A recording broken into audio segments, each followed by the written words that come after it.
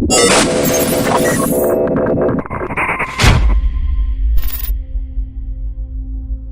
name is Chris Lewis, and this is my testimony. My name is Chris Lewis, and this is my testimony. My name is Chris Lewis. This is my testimony. My testimony starts off at the age of 5 when I was molested by one of my friend's brothers. I went to sleep over at his house, and while the parents were gone, the older brother started to fondle me and have me do stuff to him that a 5-year-old shouldn't be doing in the first place. The following year, when I was 6, I lost both my parents to a murder-suicide. My mom had another man in Jamaica. My father found out, and with the rage of jealousy, September 21st, 1991, he stabbed her in her temple, slit her throat, and left her to bleed to death. I was the one who found my mother's body lifeless on her bed. I later found out that my father himself, he jumped off from Niagara Falls.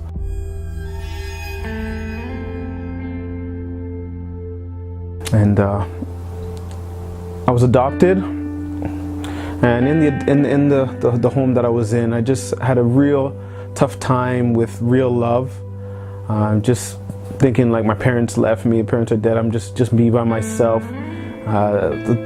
In the home that I was in, they had their own son, and I felt always the need of competition, that I had to prove myself, that I was worthy of acceptance. And I'm sure it wasn't anything to do with that, but just these lies that was being placed inside of my heart. And I excelled really well in soccer and stuff, so I was always praised for my athletic abilities. I struggled, they said I had a learning disability, so I struggled a lot in school.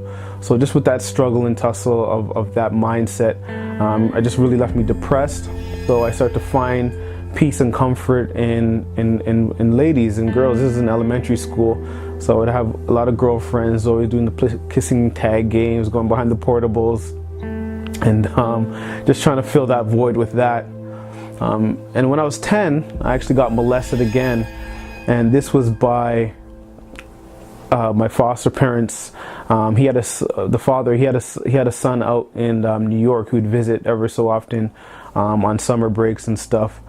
And I remember I don't remember what I did, but I did something that I wasn't supposed to do. And he kind of just bribed me and said, "Listen, if you don't perform oral sex on me, I'll tell and I'll go what you did." So me being 10, being afraid of getting in trouble, I started to perform oral sex on him. He asked me to stroke his penis and all these little things where he did that to me as well. And this would go on very often. Sometimes I would catch him watching pornography at nighttime and stuff. Then he would call me down and have me perform other stuff like that. And I would just say, "Don't tell anybody because remember what you did." So I was always locked into bondage with that. And so dealing with that stuff, dealing with that type of trauma, I try to express it through women again. I was heavily into pornography at an early age, just witnessing, I guess you could say, my stepbrother watching it and stuff like that. So I wanted to act out the things that I saw. So I'd go to school and basically seduce these little girls into thinking that me touching them was okay. I had my way with words, so they all heeded to my words, and I was just really in a dark place. And I remember going into high school.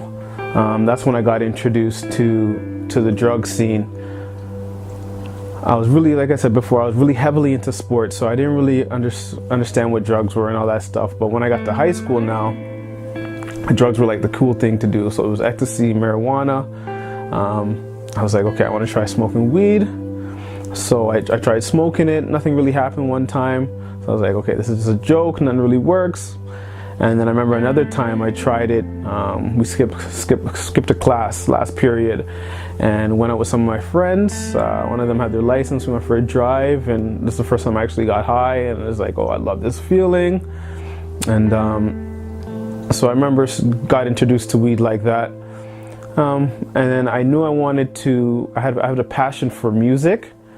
But I didn't want to disappoint my step parents because I was so praised for the athletic abilities. But you know, I wanted to rebel because, you know what, I want to do what I want to do. So I started pursuing, you know, DJing and stuff like that, start running my own parties. And even from that point on, I just started to hang around with the wrong crowd. Basically crowds that, okay, let's make some money. How can we make money? I had a part-time job working at the movie theater, but that wasn't bringing in enough. So I kind of got introduced to counterfeit money. I'd buy it, try to sell it, use it, that type of stuff.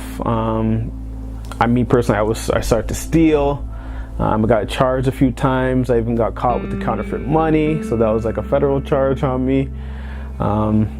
And from there, just my relationship with my foster home or my foster parents just started to really go downhill because just all the stress that I was causing to them. And so I thought that was a perfect time where I could rebel. I just want to do my thing. You know what? I don't want to play soccer no more. I'm just going to do music. So I started to pursue that. And when I pursued that, I was getting a lot of attention from different people. And I remember one night though, when things really did change for me, is it was a school night, and I was kind of just talking to this girl, and it was like maybe like 2 o'clock in the morning. We're on the phone talking, and I was like, you know what, you want to come over? She's like, how am I gonna get there? I was like, don't worry, I'll come drive and get you. And I didn't have my license, and I ended up taking my stepmom's car, Jeep Cherokee, black. Took it out, snuck out the house, went down. I remember she lived in Scarborough, went down to pick her up, man, and then brought her back to my house. And we were just fooling around, touching each other, kissing each other, and she's like giggling, all this nonsense, and I'm just like, girl, you gotta be quiet. My parents are in the next room. As soon as I say that, my door opens, my stepmom just looks at me, like, had that look like, are you serious, Christopher? And when she said my name Christopher, I was like, oh man, it's a wrap. And she's like, young lady, you have to go home. And this girl's tripping like, how am I gonna get home? I'm like, don't worry, just go outside, I'll meet you at the bus stop. I snuck out the house again, took the car, dropped her home, come back, slept or whatever, wake up, go to school, and I'm telling all my boys like that. I'm like the Don, because I'm telling my boy, yeah, I brought such and such back to my house. And all my boys knew who it was. And they're like, what? How'd you do it? I was like, yo, I just grabbed my mom's car, blah, blah, blah. I'm boasting. And I had soccer practice that day for the school. So soccer practice went around like 5 o'clock. I come home and I see all bags, like garbage bags, packed of my stuff in garbage bags in my room. And we were supposed to be moving, so I'm like, I guess we're moving early or something. And when my stepmom came home, she's like, yep, grab all these bags, you're coming with me. And I was just like, okay. Grabbed the bags, got into the car, and she drove me over to my sister's house. I have a few siblings, but this is the only one who lived in Ontario at the time. My stepmom was like, listen, I know your situation's not right, but I can't deal with Christopher no more. He's too much stress, you gotta take him. And my sister's like, oh, okay, of course, right? And I just remember just feeling so like, wow, this is serious. That's when a new chapter of my life opened up. Got in touch with one of my other sisters who lived in Baltimore. And she came down to Toronto and basically was like, okay, listen, you could come move to the States with me, or you could stay here. Your situation, you're a foster child, you could probably get some help with the government, that type of stuff.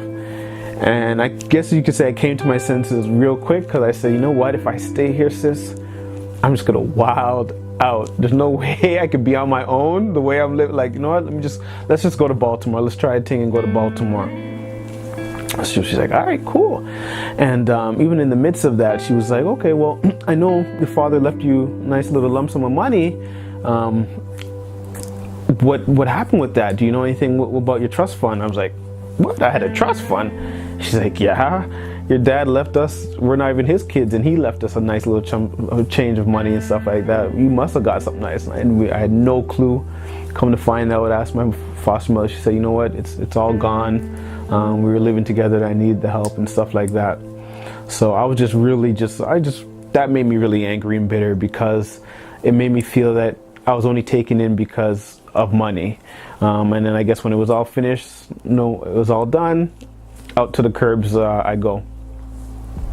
So with that mindset of, okay, I'm just being used for money, I went to the States thinking like I just was just angry and just bitter. And I had something to prove, because it was always said that, Christopher will never amount to nothing because he's always getting in trouble. All he loves is women, girls. All he likes is girls and stuff like that. So I was just like, yeah, okay, I'm gonna go and make a change or do something. Lo and behold, though, I get to the States, and my sister, I was living with my sister, and her husband at the time, he was kind of a don himself in the hustling game. So I just saw the lifestyle he was living, the cars.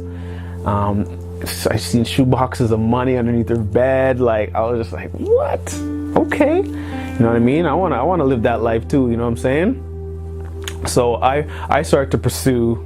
I got somebody who got me some cocaine. I had people selling it for me and stuff like that. Start making a little money. But the person that I had working for me, they got caught. So when I found out they got caught, I got really scared. Just for the fact, like, listen, this guy's gonna bait me out. He's gonna snitch on me. So, I just had to lay low. I was acting like I never did nothing. So I was like, okay, you know what? I'm good at music. I love DJing. So I started throwing my own parties, making mixtapes. My sister had a CD burner, so I'd sell them at school. So I was making a little money, but nothing crazy. I'd throw my own parties and stuff like that. So I would just fall in love with that vibe, that lifestyle, that just the fame of it. So high school, a lot more weed in the States, a lot more weed. And there I was introduced to alcohol, heavily drinking, like Hennessy straight. And in I remember grade 11. Now I remember I said that how my brother-in-law was doing his thing in the hustling game, and I came home. Me and my nephew, one of my nephews are older than me, and this is grade 11. He met up with me after school. We started smoking some weed. Like, yeah, man, finished grade 11, felt good. They said I couldn't do it, feeling good, blazing up. And I remember it was some really strong THC because I was pretty high.